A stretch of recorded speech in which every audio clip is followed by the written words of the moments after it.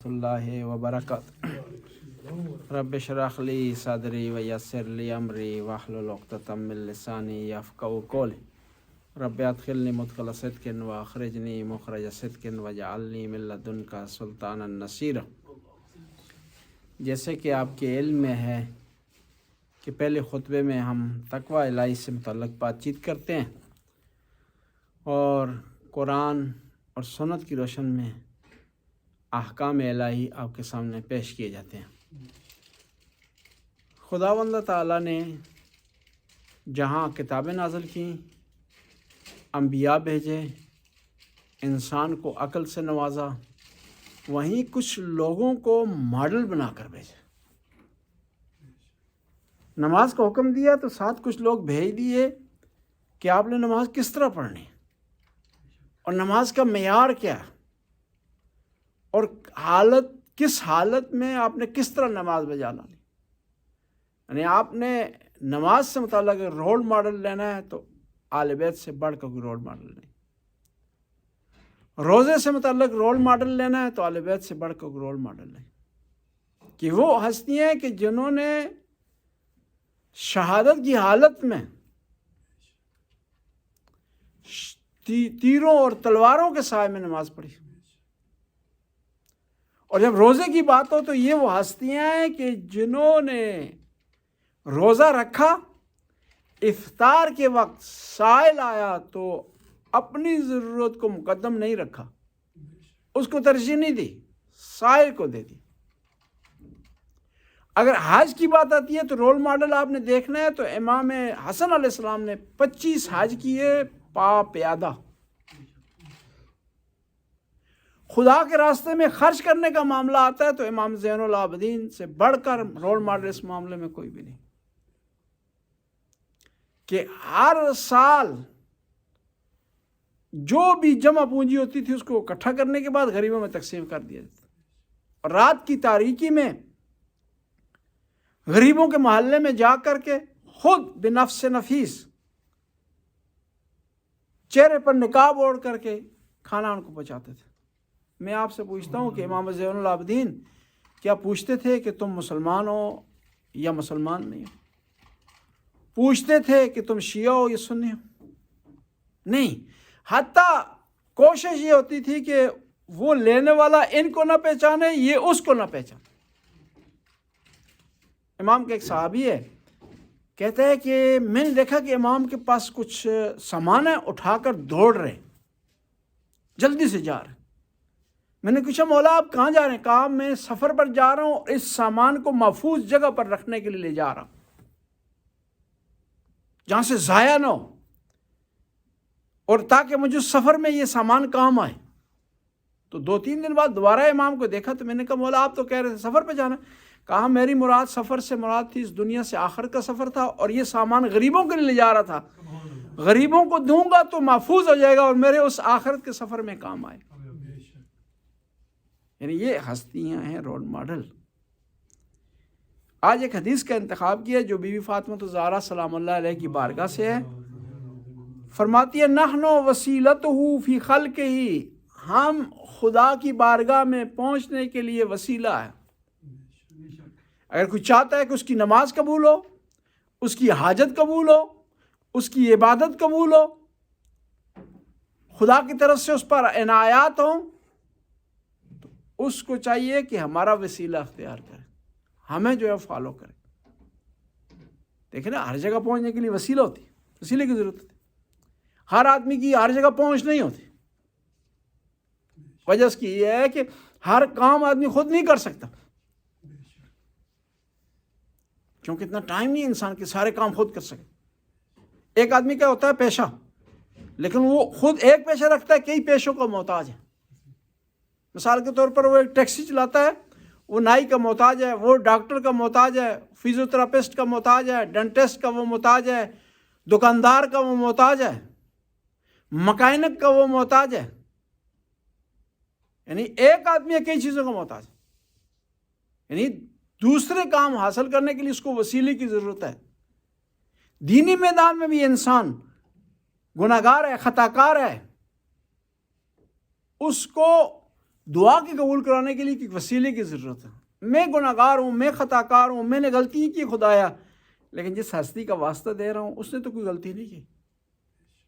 میں نے کبھی کوئی قربانی نہیں دی، لیکن حسین کا واسطہ دے رہا ہوں جو قربانی دینے والوں کا سردار ہے. میں خطا کار ہوں، تجھ سے دعا مانگ رہا ہوں، اور مجھے جرت نہیں ہوگی کہ خود دعا مانگ سکوں، لیکن وسیلہ بنا رہا ہوں فاطمہ الزہرا سلام اللہ علیہ، تاکہ میری دعا قبول ہو جائے.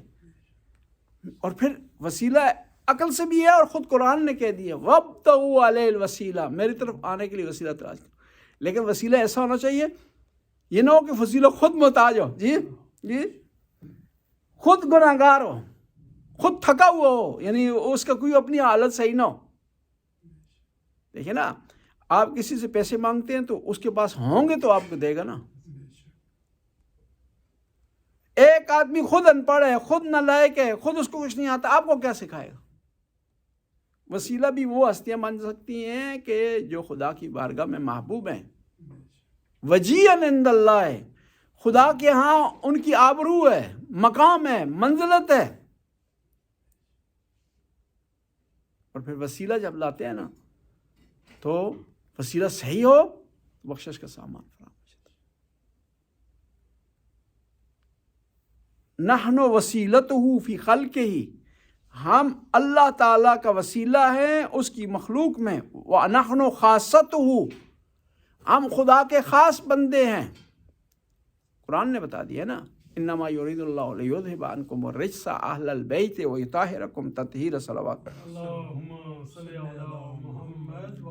جب خدا نے بتا دیا ہے کہ کیا ہے کہ یہ ہستیاں پاک ہے اور صاف ہیں اور خاص خدا کے بندے، جب خدا نے خاص بنایا ہے تو آپ بھی خاص بنائیں گے تو مشکل حل ہو جائے گی. ہمارے یہاں معیار تو خدا کی ذات پاک ہے نا. خدا نے جس کو محبوب بنایا ہے ہمیں محبوب بنانا چاہیے. خدا نے جس کو دھتکار دیا اسے دھتکار دینا چاہیے. خدا نے جس کے پیچھے چلنے کا حکم دیا اس کے پیچھے چلنا چاہیے. اور قرآن نے کہا کونوا مع الصادقین، سچوں کے ساتھ ہو جاؤ. اور اسی قرآن نے کہا کہ سچا کون ہے؟ انما یرید اللہ لیذھب عنکم الرجس اہل البیت ویطہرکم تطہیرا. وَنَحْنُ خَاصَّتُهُ وَمَعَلِّ قُدْسِهِ، ہم وہ ہستیاں ہیں جو خدا کی قدوسیت کو بیان کرتے ہیں. خدا کا مقدس ہونا ہمارے ذریعے جانا گیا ہے.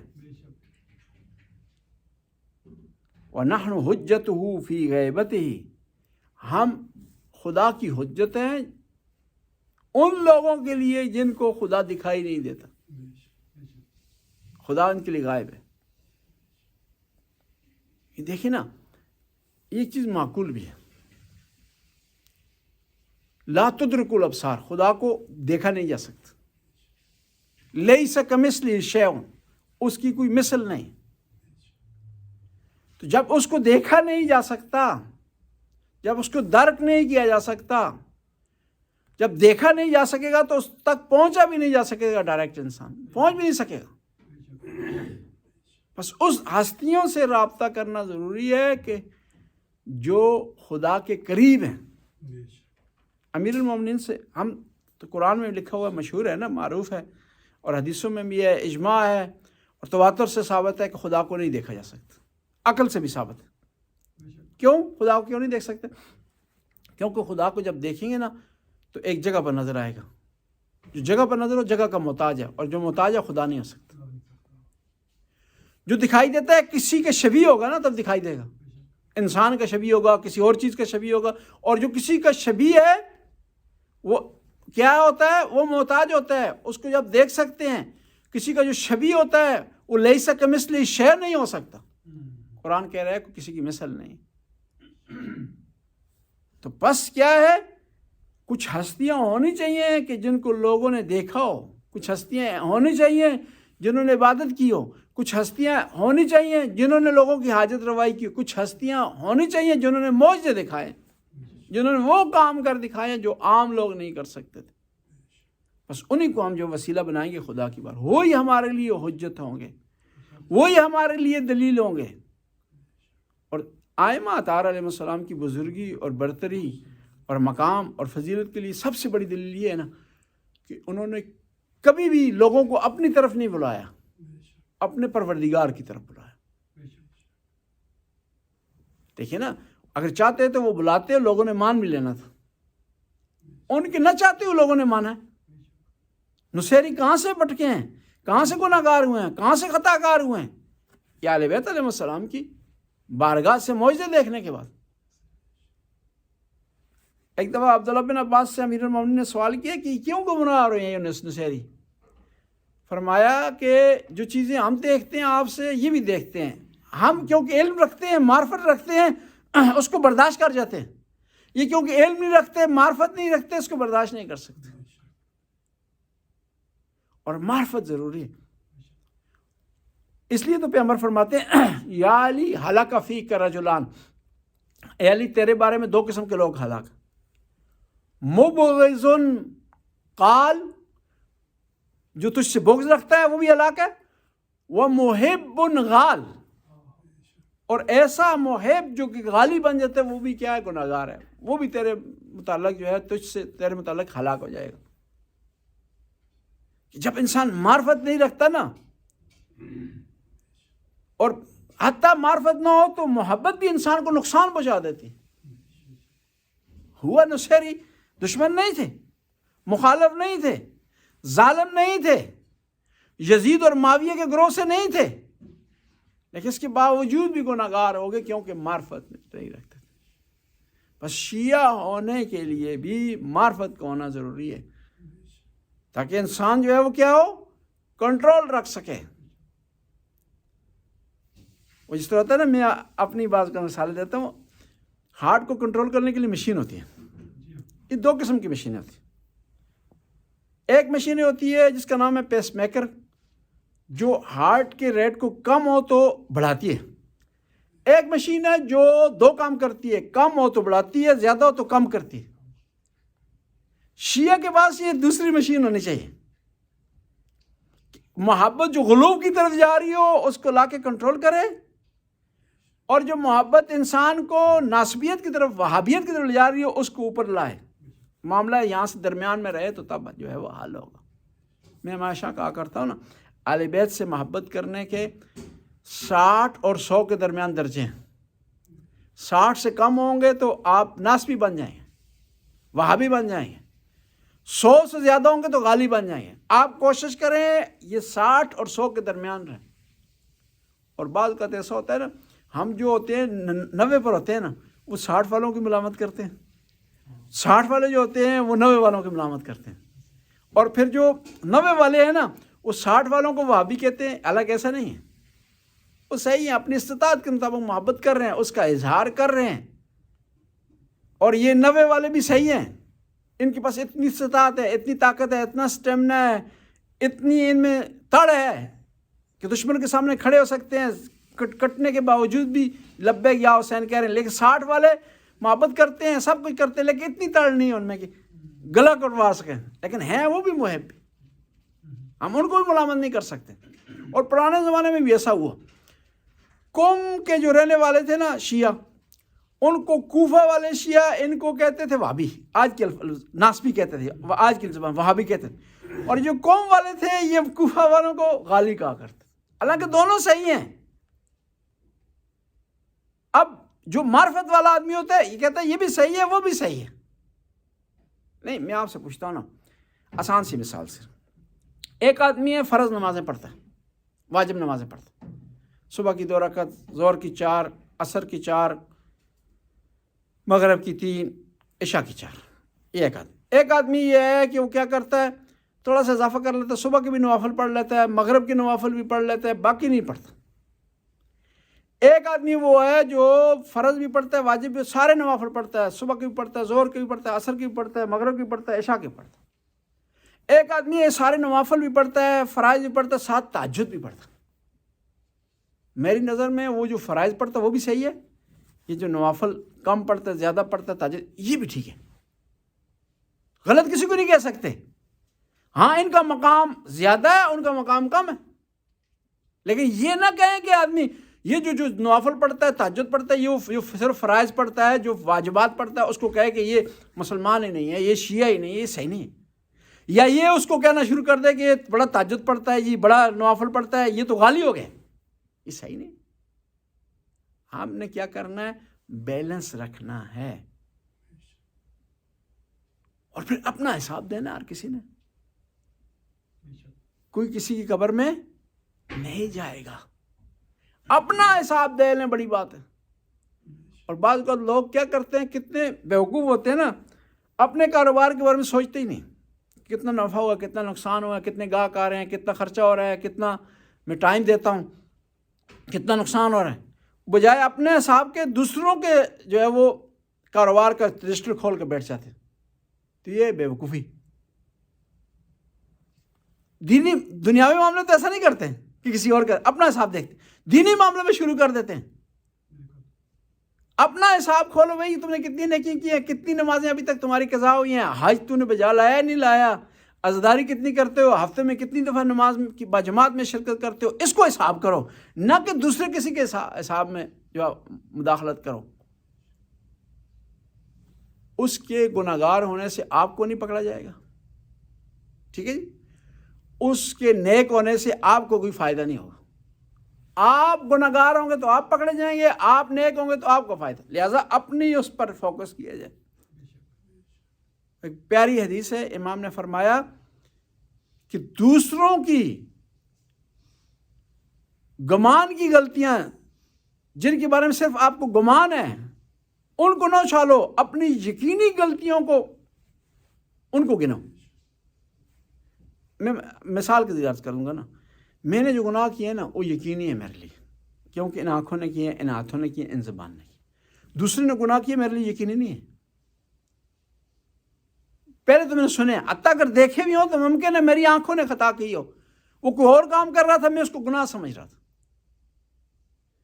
وہ یقینی نہیں ہے۔ جب وہ یقینی نہیں ہے تو ہمیں اس کے ان کے در پہ نہیں ہونا چاہیے، ہمیں کس کے در پہ ہونا چاہیے؟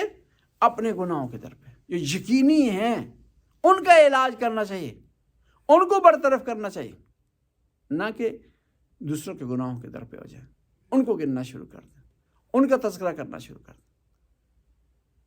کہتے ہیں نا، دوسروں سے متعلق خوشگمانی کریں، حسن ظن رکھیں، اور اپنے متعلق بدگمانی کریں، سوء ظن رکھیں، تو تب آپ جو ہے ترقی کر سکیں گے۔ کہ آپ دنیاوی لحاظ سے بھی اس طرح کہ آپ یہ کہتے ہیں کہ یہ جو میری آمدنی کم ہے، مجھے اور سٹرگل کرنی چاہیے، تو آپ میں شوق پیدا ہوگا سٹرگل کرنے کا، ترقی کریں گے آپ۔ اور کیا کریں؟ دوسروں سے متعلق نہ چھیڑیں، اس نے خود کچھ کرنا ہے، ہاں اگر اچھا کام کر سکتے تو مشورہ دیں اسے۔ دینی معاملے میں بھی اس طرح ہے کہ آپ کیا کریں؟ دوسروں کی غلطیاں ان کو نہ چھیڑیں، اپنی غلطیوں کو چھیڑیں، گنیں، اور ان کو کم کرنے کی کوشش کریں، تو تب انسان آگے بڑھ سکتا ہے۔ وَنَحْنُ وَرَثَةُ أَنْبِيَاءِ، ہم اللہ پاک کے انبیاء کے وارث ہیں۔ کون فرما رہا ہے؟ یہ فاطمہ الزہرا سلام اللہ علیہ ارشاد فرما، ہم انبیاء کے وارث کہتے ہیں نا، وہ ہم زیارت وارثہ میں پڑھتے ہیں امام حسین سے متعلق کہ آدم کے وارث ہیں، نوح کے وارث ہیں۔ وارث کس چیز میں ہیں؟ سختیوں میں وارث ہیں، شان و منزلت میں وارث ہیں، ذمہ داری میں وارث ہیں۔ یہ بھی کہا جاتا ہے نا کہ العلماء ورثۃ الانبیاء، علماء انبیاء کے وارث۔ کہ کون سی چیزوں میں وارث ہیں انبیاء، علماء انبیاء کے؟ وہ بھی ان چیزوں میں وارث ہیں، سختیاں برداشت کرنے میں، شان و منزلت مقام میں، اور تیسرا ذمہ داری میں۔ اگر کوئی آدمی ذمہ داری اپنی مذہبی نبھا رہا ہے اور اپنے آپ کو عالم دین کہہ رہا ہے تو صحیح ہے، لیکن اپنی ذمہ داری نہیں نبھا رہا تو اسے وارث نہیں کہنا چاہیے۔ وہ اداکار ہو سکتا ہے، ایکٹر ہو سکتا ہے، گلوکار ہو سکتا ہے، وہ فنکار ہو سکتا ہے، لیکن یہ ہے کہ وہ عالم دین نہیں ہو سکتا۔ ایک آدمی کسی نے امامہ رکھا ہے نا، وہ ذمہ داریاں اپنی نبھا رہا۔ جو آدمی جس کو مشورے کے مشورہ دیتا ہے، کسی کو شرعی مسئلہ بیان کرتا ہے، کسی کے پاس احکام پہنچاتا ہے، کسی کی تربیت کرنے کی کوشش کرتا ہے، صلح کرواتا ہے دو مومنوں کے درمیان، لوگوں کو اچھائی کی تربیت دیتا ہے، تو وہ عالم دین ہے، چاہے یہ امامہ اس کے سر پر نہ بھی ہو۔ لیکن اس کے مقابلے میں ایک آدمی امامہ اس نے رکھا ہوا ہے لیکن یہ ذمہ داریاں نہیں نبھا رہا، درس کا اہتمام نہیں کر رہا، کوئی پیغام کسی تک نہیں پہنچا رہا، اخلاق کسی تک نہیں پہنچا رہا، اچھائی کا راستہ نہیں مان رہا، اس کی ہدایت لوگوں تک نہیں پہنچا رہا، تو کیا ہے، وہ ممکن اس کے سر پر امامہ ہو، ممکن اس کے سر پر ٹوپی ہو، شکل بھی اس کی جو عالم دین جیسے، لیکن اسے عالم دین جو ہے وہ نہیں کہا جا سکے گا۔ اس کو ہم کہہ سکتے ہیں کہ یہ خطیب ہے، اس کو کہہ سکتے ہیں کہ یہ اچھا پڑھنے والا ہے، اسے کہہ سکتے ہیں کہ ایکٹنگ اچھی کرتا ہے، اسے کہہ سکتے ہیں کہ یہ جو ہے باتیں اچھی کرتا ہے، لیکن عالم دین ہونا وہ ایک ذمہ داری ہے، ذمہ داری، اس کو ہر کوئی جو ہے وہ نبھا نہیں سکتا۔ اور یہ بھی یاد رکھے، عالم دین جب اپنے فرائض ادا کرتا ہے نا تو خدا اس کی مالی معاملات اپنے ذمہ لے لیتا ہے، اور اس کی زندگی اس عالم دین سے اچھی گزرتی ہے جو پیسوں کی ڈیمانڈ کرتا، اور روٹیاں آدمی نے دو کھانی ہیں، 3 یا 4، وہ بھی بشرطے کہ بیماری کوئی نہ ہو، وہ بھی نصیب ہو، یہ 3 یا 4 نہیں کھا سکتا انسان، اور جتنے زیادہ پیسے آپ کے پاس آئیں گے اتنا حساب زیادہ دینا پڑے گا۔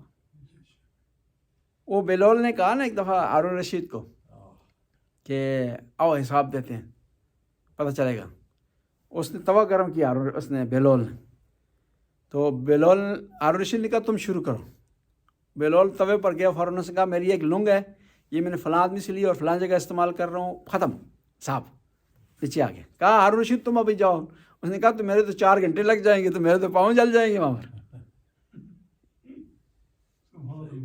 وہ ایرانی ایک مثال دیتے ہیں نا، ہر کس بامش بیشتر برفش بیشتر، جس کا چھت جتنا بڑا ہوگا نا اتنی برف زیادہ ہوگی۔ یہ تو جتنے پیسے آپ لیں گے نا، خاص طور پر اس عنوان سے اہل بیت کا نام لے کر کے، ان کا حساب زیادہ سخت ہے، ان کی سختی زیادہ ہے۔ اس میں بہتر یہ ہے کہ آپ اس معاملے میں معاملہ خدا اور اہل بیت کے حوالے کر دیں کہ میں کام کر رہا ہوں، فیل کر رہا ہوں، خدایا تیرے ذمہ میرے اخراجات۔ اور کوئی ابھی آپ سنیں، آپ سوال کرتا ہوں آپ سے، دنیا میں خبریں آتی ہیں نا، فلاں ملک میں لوگ اتنے بھوک سے مر گئے، فلاں، آج تک کوئی مولوی بھوک سے مرا ہے؟ نہیں مرا کوئی، نہیں کوئی نہیں مرا، ٹھیک ہے جی، کہ خدا نے ذمہ لیا ہوا اس کا۔ اور ممکن ہے وہ مشکلات میں ہوں جو طے کرتے ہیں، جو ڈیمانڈ کرتے ہیں وہ مشکلات میں ہوں، لیکن وہ جو کہ ڈیمانڈ نہیں کرتے مشکلات میں جاتے، کیونکہ ان کا جو متصل ہو جاتے ہیں جس ہستی کی بارگاہ میں نا، اس کے خزانے میں کسی چیز کی کمی نہیں، اس کے خزانے میں کسی چیز کی بھی کمی نہیں ہے، وہ غیب سے دے دیتا ہے بعض کو۔ بس انسان کو چاہیے خدا پر جو ہے وہ توکل کرے۔ نحن ورثۃ انبیاء، بی بی فرماتی ہیں کہ ہم اللہ تعالیٰ کے انبیاء کے وارث ہیں، یعنی اگر تم نے علم سیکھنا ہے، خدا کے احکام سیکھنے ہیں، خداوند تعالیٰ کی بارگاہ سے چیزیں نازل سیکھنی ہیں، تو ہم سے سیکھو۔ بسم اللہ الرحمن الرحیم، الحمدللہ الذی